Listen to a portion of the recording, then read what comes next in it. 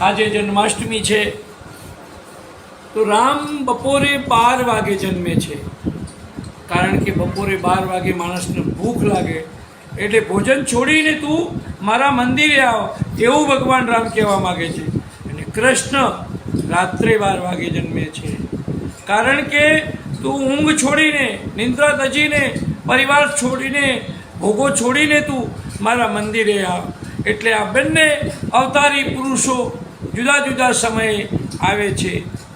રામા અવતારમાં અધૂરી જે લીલાઓ હતી એ કૃષ્ણ અવતારમાં પૂરી કરી, કૃષ્ણ અવતારની અધૂરી લીલા હતી એ રામા અવતારમાં પૂરી કરી. તો આ અવતારો છે જગતમાં જન્મીને આવે છે કલ્યાણ માટે, ધર્મની રક્ષા માટે ભગવાન આવે છે. ચાલો સૌને બધાને જય શ્રી કૃષ્ણ, હેપી જન્માષ્ટમી.